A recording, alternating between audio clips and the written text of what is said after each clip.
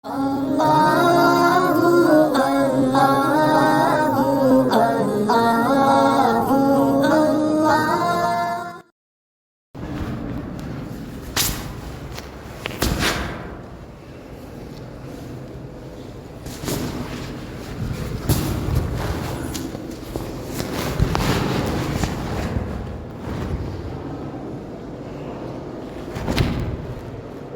لله نحمده ونستعينه ونستغفره ونؤمن به ونتوكل عليه ونعوذ بالله من شرور أنفسنا ومن سيئات أعمالنا من يهده الله فلا مضل له ومن يضلل فلا هادي له ونشهد أن لا إله إلا الله وحده لا شريك له ونشهد أن سيدنا ونبينا وإمامنا وسندنا ومولانا محمدا عبده ورسوله صلى الله تبارك وتعالى عليه وعلى آله وصحبه وبارك وسلم تسليما كثيرا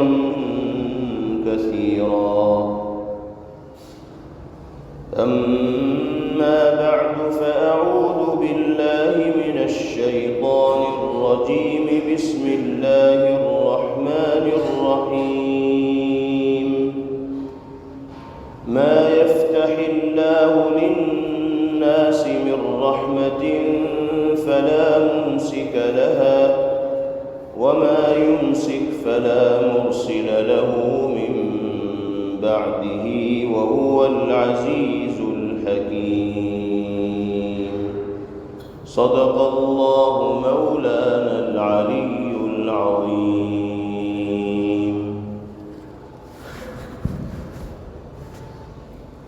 آج ماہ مبارک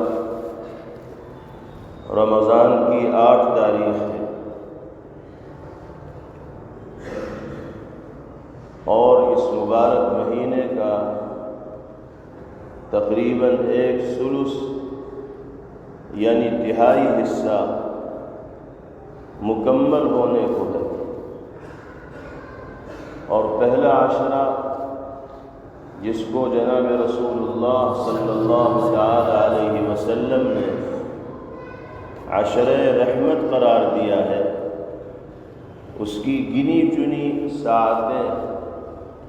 گنتی کے گھنٹے باقی رہ گئے۔ ابھی تو یہ ماہ مبارک شروع ہوا تھا اور تیزی کے ساتھ اختتام کی جانب رواں دواں ہے۔ اللہ تعالی ہمیں مکمل طور پر اس ماہ مبارک کے قیمتی لمحات کی قدردانی کی توفیق نصیب فرمائے اور ہر طرح کے ضیاع سے باری تعالی ہم سب کی حفاظت فرمائے۔ کچھ نہیں کہا جا سکتا کہ زندگی میں دوبارہ یہ مبارک مہینہ میسر ہو یا نہ ہو۔ آپ جانتے ہیں کہ رمضان کا پہلا عشرہ عشرہ رحمت کے نام سے موسوم ہے۔ یوں تو باری تعالیٰ کی رحمتوں سے سارے سال دنیا میں بسنے والی مخلوقات مستفیض ہوتی ہے، اور کوئی لمحہ ہمارا اور آپ کا زندگی میں ایسا نہیں گزرتا کہ جس میں ہم اللہ کی رحمت سے فیضیاب نہ ہو رہے۔ اسی کی رحمت و برکت اور فضل کے صدقے میں تو ہماری زندگی کی گاڑی چل رہی، لیکن اس مبارک مہینے کے پہلے عشرے کو جناب رسول اللہ صلی اللہ علیہ وسلم نے جو رحمت الہیہ کے لیے خاص فرمایا ہے، اس کا مطلب یہ ہے کہ اللہ کی رحمت کا دریا جس جوش میں ماہ مبارک کے اس پہلے عشرے میں ہوتا ہے، سال بھر دریائے رحمت میں وہ جوش دیکھنے کو نہیں ملتا۔ اس لیے ان دنوں میں ہم اللہ کو راضی کر کے عبادات کو اور طاعات کو انجام دے کر کے اپنے دامن کو رحمت الہیہ سے جتنا بھر سکتے ہیں اور خیرات و برکات کو جتنا سمیٹ سکتے ہیں، دوسرے دنوں میں اور دوسرے مہینوں میں ہمیں یہ موقع میسر نہیں آ سکتا۔ اس لیے اس موقع کو غنیمت جاننا چاہیے اور ہر لمحے کو اتنا قیمتی تصور کرنا چاہیے کہ اگر وہ بیکار کے کاموں میں صرف ہو جائے تو ہمیں حسرت ہو، ندامت ہو، شرمندگی ہو اور اللہ کی بارگاہ میں حاضر ہو کر استغفار کریں اور توبہ کریں۔ یقیناً باری تعالیٰ کی رحمت کا دریا جوش میں ہے، لیکن ہمیں اپنے آپ کو اس لائق بھی تو بنانا ہے کہ ہم رحمت الہیہ کے مستحق بن سکیں، خصوصی رحمتوں کے حامل بن سکیں۔ جب ہم اپنے آپ کو اس لائق بنائیں گے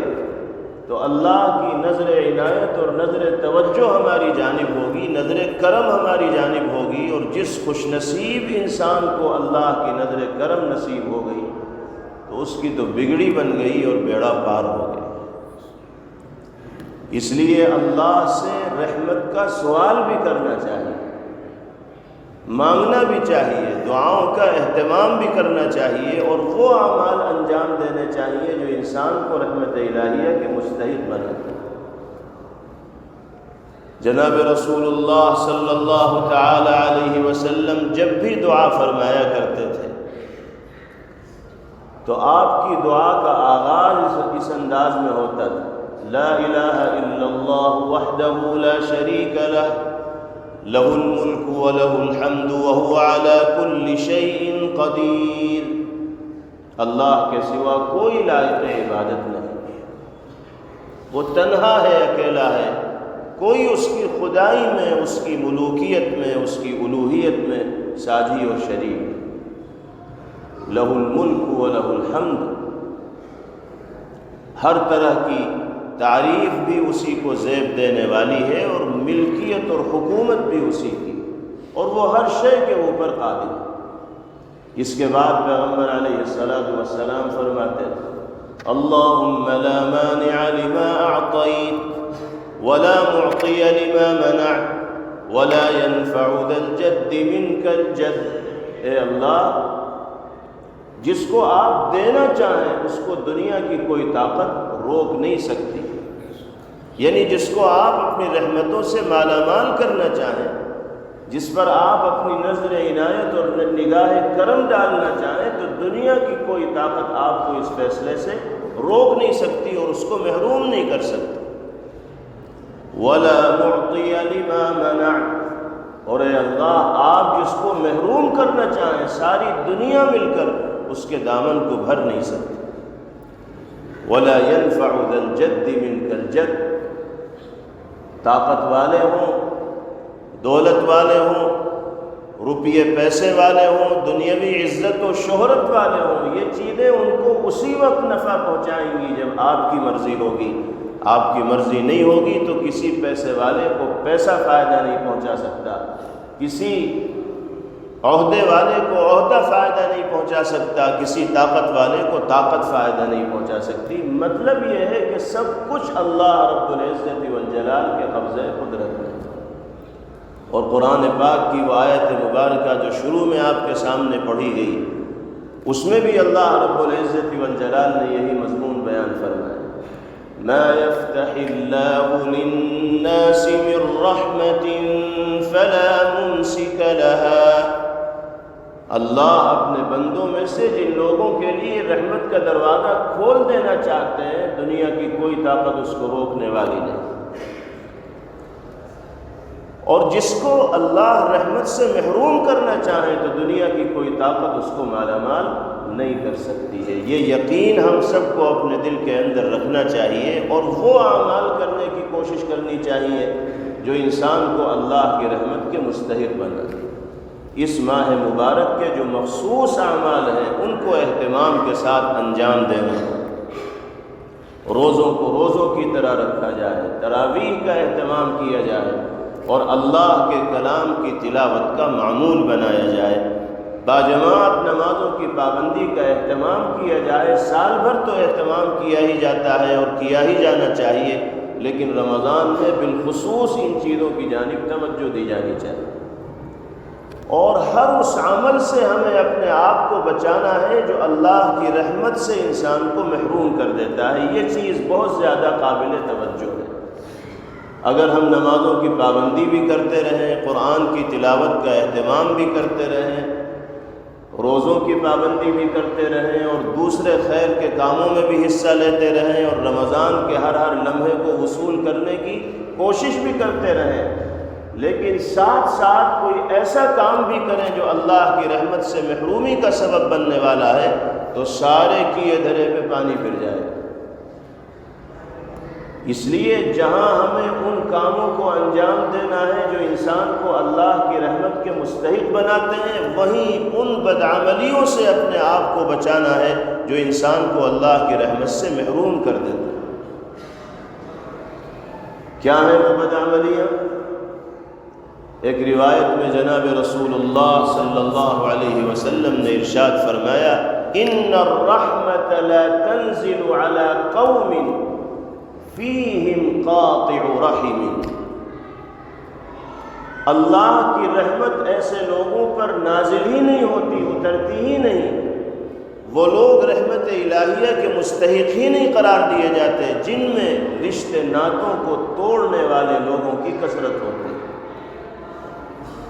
رشتہ داریوں کا پاس و لحاظ نہ رکھنے والے لوگوں کا عموم ہوتا ہے۔ وہ قوم، وہ سماج اور وہ طبقہ اللہ کی رحمت سے محروم قرار دیا جاتا ہے۔ کیا پیغام دیا جناب رسول اللہ صلی اللہ علیہ وسلم کہ اگر اللہ کی رحمت سے اپنے دامن کو بھرنا چاہتے ہو، اس ماہ مبارک کی خیرات و برکات سے مالا مال ہونا چاہتے ہو، تو واجبات و فرائض اور سنن و مستحبات کی انجام دہی کے ساتھ ساتھ صلہ رحمی کا مظاہرہ کرنا ہوگا، رشتہ ناتوں کا پاس و لحاظ رکھنا ہوگا، اعزہ اقارب اور رشتہ داروں کے حقوق کو ادا کرنا ہوگا، اور اللہ کے بندوں کے ساتھ محبت و مودت اور موانست کا معاملہ کرنا ہوگا۔ یہ سمجھنا کہ محض نمازوں کی پابندی سے کام چل جائے گا، محض روزوں کا اہتمام کرنے سے جنت مل جائے گی، محض قرآن کی تلاوت سے بگڑی بن جائے گی، ایسا نہیں ہے۔ ہمیں ان عبادات کی انجام دہی کے ساتھ ساتھ دیگر شعبوں میں بھی شریعت و سنت کے تقاضوں کے اوپر عمل کرنا ہوگا۔ اور آپ جانتے ہیں کہ رشتہ داروں میں سب سے پہلا حق انسان کے ذمے جو عائد ہوتا ہے وہ ماں باپ کا ہوتا ہے، اس لیے کہ ساری کی ساری رشتہ داریاں ماں باپ ہی کے ذریعے سے وجود میں آتی ہیں، اس لیے پہلا حق انسان کے ذمے یہ ہے کہ وہ اپنے ماں باپ کے ساتھ حسن سلوک کرنے والا اور بہترین برتاؤ کرنے والا۔ جناب رسول اللہ صلی اللہ علیہ وسلم نے ایک حدیث پاک میں ارشاد فرمایا، من احب ان یبسط له فی رزقه وینسأ له فی اثره فلیصل رحمہ۔ جو آدمی یہ چاہتا ہو کہ اس کی روزی میں برکت کی جائے اور اس کی عمر میں بھی برکت ہو، روزی میں فراوانی ہو، وسعت ہو، فراخی ہو، اور عمر میں بھی اللہ اس کو برکت نصیب فرمائے، تو اسے صرف ایک کام کرنا ہوگا۔ بتائیے کون انسان دنیا میں ایسا ہوگا جس کے دل میں یہ دونوں خواہشیں، تمنائیں اور آرزوئیں موجود نہ ہوں گی اور انگڑائی لینے والی نہ ہوں گی۔ ہر شخص یہ چاہتا ہے کہ اس کو برکت والی، فراخی والی، وسعت والی روزی میسر ہو، اور ہر شخص یہ چاہتا ہے کہ صحت و عافیت کے ساتھ دنیا میں زیادہ سے زیادہ وقت گزارنے کا موقع اسے میسر ہو۔ حضور پاک علیہ السلام ارشاد فرماتے ہیں کہ جو انسان بھی ان آرزوؤں اور تمناؤں کی تکمیل چاہتا ہے تو اسے صرف ایک کام کرنا ہوگا، اور وہ یہ کہ اپنے رشتہ داروں کے حقوق کو ادا کرے، صلہ رحمی کا معاملہ کرے۔ افسوس کی بات ہے کہ آج ہمارے درمیان ایسی دراڑیں پیدا ہو گئی ہیں، ایسا اختلاف و ایسا انتشار پیدا ہوتا چلا جا رہا ہے کہ بھائی کی صورت دیکھنے کو گوارا نہیں۔ خونی رشتہ دار اپنے حقیقی اور قریبی رشتہ دار سے بات چیت کرنے کو تیار نہیں، خوشی اور غم کے مواقع میں شریک ہونے کو تیار نہیں۔ رمضان کا یہ مبارک مہینہ اللہ کی خاص رحمتوں سے اپنے دامن کو بھرنے کا مہینہ ہے۔ خدا نخواستہ اگر کسی سے ہمارا من مٹاؤ ہے، کسی سے ہمارا بگاڑ ہے، کسی سے ہماری رنجش ہے، تو اللہ کی رضا کے لیے اس ماہ مبارک میں ہمیں معاملات کو صاف کر لینا چاہیے، ورنہ جیسے رمضان زندگی میں داخل ہوا ایسے ہی رمضان گزر جائے گا اور ہم جہاں کھڑے تھے وہیں کھڑے رہ جائیں گے۔ ممکن ہے کہ ہم نے روزے رکھے ہوں، نمازیں پڑھی ہوں، تراویح کا اہتمام کیا ہو، لیکن اجر و ثواب کے اعتبار سے صفر ہی ہمارے نام اعمال میں آیا۔ اس لیے کہ وہ اعمال جو رحمت کے مستحق بنانے والے ہیں، جہاں ان کا اہتمام ضروری ہے، اسی طرح ان اعمال بد سے بچنا بھی ضروری ہے جو انسان کو اللہ کی رحمت سے محروم کرنے والے۔ اللہ تعالی ہم سب کو سب کے ساتھ اپنے معاملات کو صاف کرنے کی توفیق عطا فرمائے اور فکر آخرت کی دولت سے باری تعالی ہمیں مالا مال فرمائے۔ اسی طرح ایک روایت میں جناب رسول اللہ صلی اللہ علیہ وسلم نے ارشاد فرمایا، لعن اللہ من آوى محدثا ولعن اللہ من لعن والدہ ولعن اللہ من ذبح لغیر اللہ ولعن اللہ من غیر منار الارض او کما قال علیہ الصلاۃ والسلام۔ اللہ کی رحمت سے محروم کرنے والے اعمال شمار کیے ہیں جناب رسول اللہ صلی اللہ علیہ وسلم۔ ہمیں پیغمبر علیہ الصلاۃ والسلام کے ایک ایک جملے کی جانب توجہ دینی چاہیے اور اپنے گریبان میں منہ ڈال کر اپنی زندگی کا محاسبہ کرنا چاہیے اور جائزہ لینا چاہیے اور یہ دیکھنا چاہیے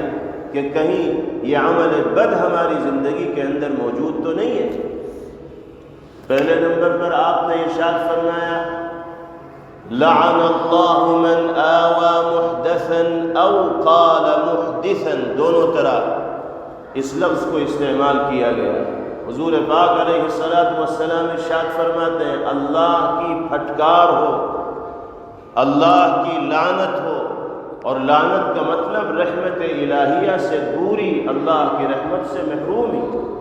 اللہ کی رحمت سے محروم ہو وہ شخص جو کسی بدعتی کو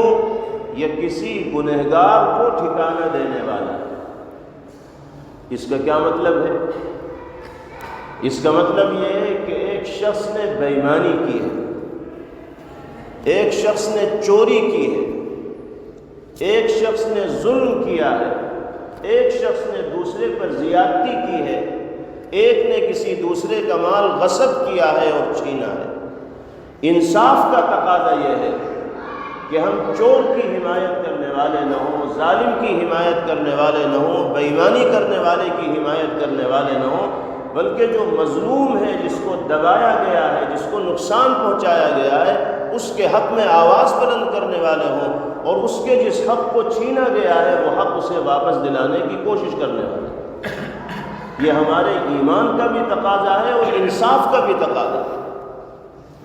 لیکن دنیا میں عام طور پر ایسے مواقع پر یہ دیکھنے کو ملتا ہے کہ ہر شخص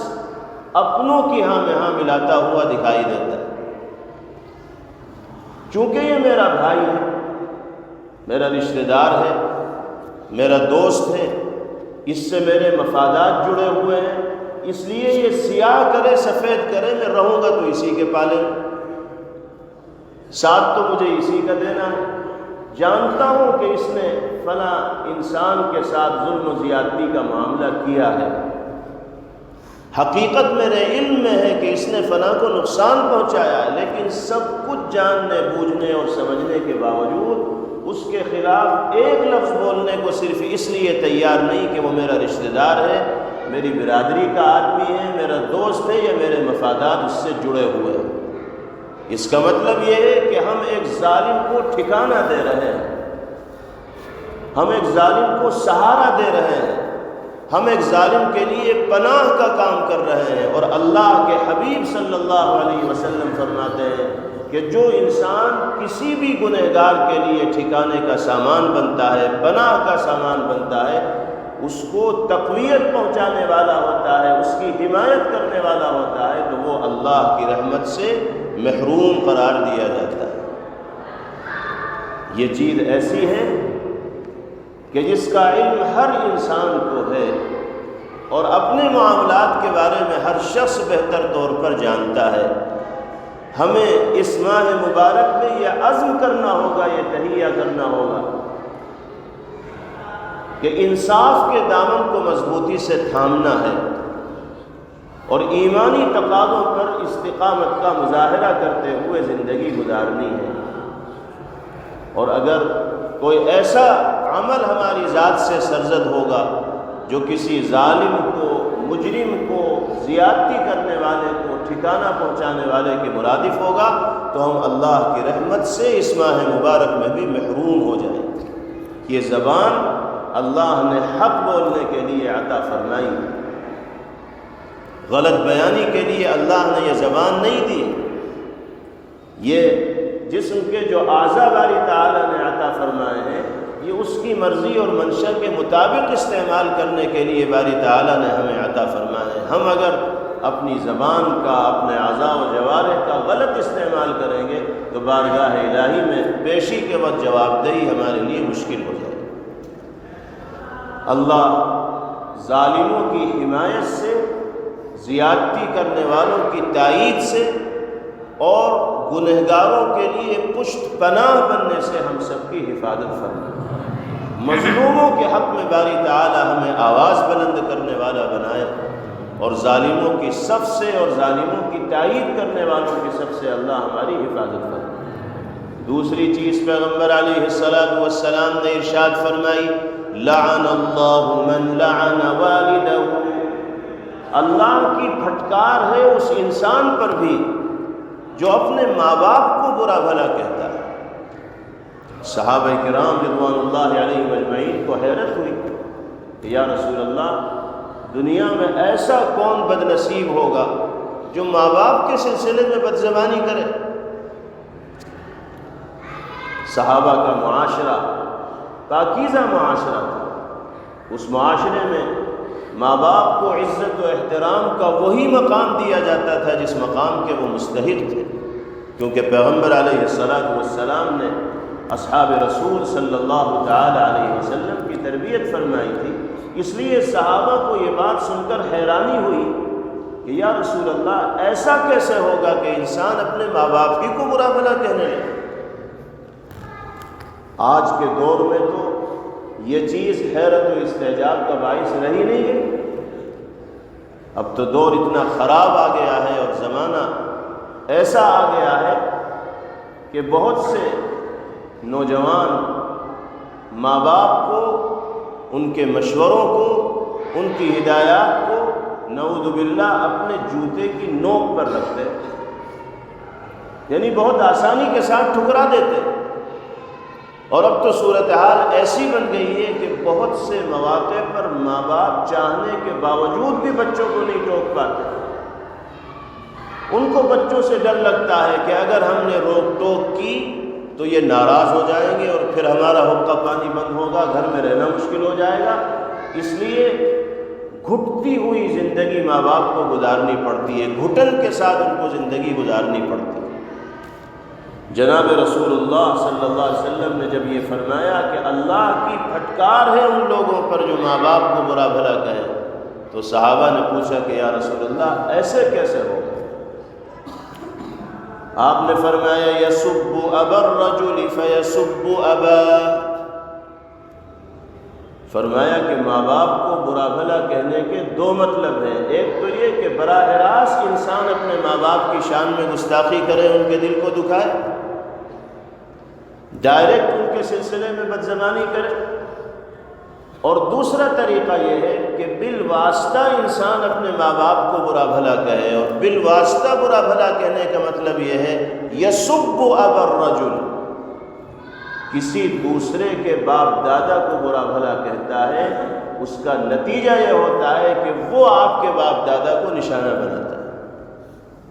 آج تو طرح طرح کی گالیاں سماج کے اندر عام ہیں، اور گالیوں میں بھی ساری حدیں پار کی جاتی ہیں۔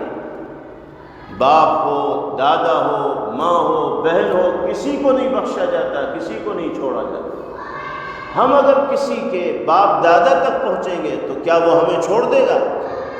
وہ بھی ہمارے باپ دادا کو نشانہ بنائے گا۔ پیغمبر علیہ السلام فرماتے ہیں کہ ماں باپ کو برا بھلا کہنے کا ایک مطلب یہ بھی ہے کہ تم کسی دوسرے کے ماں باپ کو نشانہ بناؤ گے تو وہ تمہارے ماں باپ کو نشانہ بنائے گا۔ یہ عمل اگر انسان کی زندگی کے اندر ہوگا تو وہ اللہ کی رحمت سے محروم قرار دیا جائے گا۔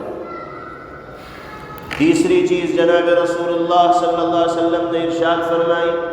لعن اللہ من ذبح لغیر اللہ، اللہ کی رحمت سے محروم ہے وہ انسان جو غیر اللہ کے نام پر کسی جانور کی قربانی کرتا ہے۔ جانور کی قربانی صرف اللہ کے نام پر کی جائے گی، بتوں کے نام پر ہو یا کسی بزرگ کے نام پر ہو یا کسی قبر والے کے نام پر ہو، اس طرح قربانی کرنے کی اور جانور کو ذبح کرنے کی اجازت نہیں ہے۔ جو غیر اللہ کے لیے قربانی کرے گا وہ اللہ کی رحمت سے محروم ہے۔ اور آخری چیز پیغمبر علیہ السلام نے ارشاد فرمائی، وَلَعَنَ اللَّهُ مَنْ غَيَّرَ مَنَارَ الْأَرْضِ، اللہ کی پھٹکار ہو اس انسان پر جو زمین کی میڑ کو تبدیل کرتا ہے۔ زمین کی میڑ کو تبدیل کرنے کا مطلب یہ ہے کہ جو کاشتکار کھیتی کرتے ہیں وہ اس کو اچھی طرح جانتے ہیں کہ زمینوں کی جو حدیں ہوتی ہیں وہ میڑ کے ذریعے متعین کی جاتی ہیں کہ فلاں میڑ تک ہماری زمین ہے، اس کے بعد ہمارے ساتھی کی زمین ہے۔ بعض لوگ ایسا کرتے ہیں کہ وہ میڑ کی مٹی کو ہلکے ہلکے کاٹنے لگتے ہیں اور میڑ کو آگے بڑھانے لگتے ہیں۔ روز روز تو کوئی آدمی اپنی زمین کی نپائی کرتا نہیں، ہفتے میں اگر ایک بالشت میڑ آگے بڑھا دی گئی تو جس نے آگے بڑھایا ہے اس کی زمین کچھ زیادہ ہو جائے گی اور دوسرے والے کی زمین کم ہو جائے گی۔ اس طرح بڑھاتے بڑھاتے اچھی خاصی زمینوں کے اوپر لوگ قابض ہو جاتے ہیں، دوسرے آدمی کو احساس بھی نہیں ہوتا اور ان کا ایریا بڑھتا چلا جاتا ہے۔ انسان اس طرح کا عمل کر کے انسانوں کی آنکھوں میں تو دھول جھونک سکتا ہے، لیکن اللہ کی نگاہوں سے انسان کا کوئی عمل اوجھل اور پوشیدہ رہنے والا نہیں ہے۔ اللہ کے حبیب صلی اللہ علیہ وسلم فرماتے ہیں کہ اس طرح کی حرکت کر کے اگر کوئی شخص کسی دوسرے کی میڑ کو تبدیل کرے گا تو وہ اللہ کی نگاہ رحمت سے محروم ہو جائے گا، وہ ناجائز طور پر، ظالمانہ طور پر دوسرے کے حق پر قبضہ کرنے والا ہو۔ اور ایسے لوگوں کے سلسلے میں جناب رسول اللہ صلی اللہ علیہ وسلم نے ارشاد فرمایا، من اخذ شبرا من الارض طوقه اللہ فی یوم القیامة الى 7 ارضین او کما قال علیہ السلام۔ فرمایا پیغمبر علیہ السلام نے کہ جو شخص کسی دوسرے کی ایک بالشت زمین بھی ظالمانہ طور پر ہڑپ کرے گا، غصب کرے گا، چھینے گا، تو 7 زمینوں کا توپ اور ہار بنا کر اس کے گلے کے اندر ڈال دیا جائے کہ لے، تجھے دنیا میں لوگوں کی زمینوں پر قبضہ کرنا بڑا اچھا لگا کرتا تھا، اب لے جھیل اس بوجھ کو، برداشت کر۔ اور ایک حدیث میں آتا ہے، من اخذ شبرا من الارض خسف به فی یوم القیامة الى 7 ارضین، ایک بالش زمین بھی اگر کوئی کسی کے ظالمانہ طور پر لے گا تو اسے دھسایا جائے گا 7 زمینوں کے اندر، اور مسلسل وہ عذاب کے اندر گرفتار رہے گا۔ حضور پاک علیہ السلام کا یہ ارشاد گرامی مسلمانوں کو یہ پیغام دے رہا ہے کہ جب تک کی زندگی اللہ رب العزت والجلال نے تمہیں عطا فرمائی ہے، دیانت و امانت کے ساتھ گزارو۔ ویسے ہی گناہوں کا بوجھ کون سا کم ہے کہ دوسروں کے حقوق کو پامال کر کے اور بوجھ کا انبار اپنے کاندھوں کے اوپر لا دو، ویسے ہی ہمارے گناہ کون سے کم ہیں جو ہم دوسروں کی حق تلفی کر کے گناہوں کے اندر اضافہ کریں۔ یہ ماہ مبارک میرے بھائیوں خاص طور پر اس طرح کے اعمال بد سے اپنے آپ کو بچانے کا مہینہ ہے جو انسان کو اللہ کی لعنت کا مستحق بناتے ہیں اور رحمت سے محروم کر دیتے ہیں۔ چونکہ یہ عشرہ رحمت چل رہا ہے اور اس کی گنی چنی ساعات باقی رہ گئی ہیں، اس لیے ہمیں اس پہلو پر بہت زیادہ توجہ دینے کی ضرورت ہے۔ اللہ ہم سب کو اپنی رحمتوں کا مستحق بنائے اور ہر اس عمل سے باری تعالی ہماری حفاظت فرمائے جو اللہ کی رحمت سے انسان کو محروم کرنے والے ہیں۔ وآخر دعوانا ان الحمد للہ رب العالمین۔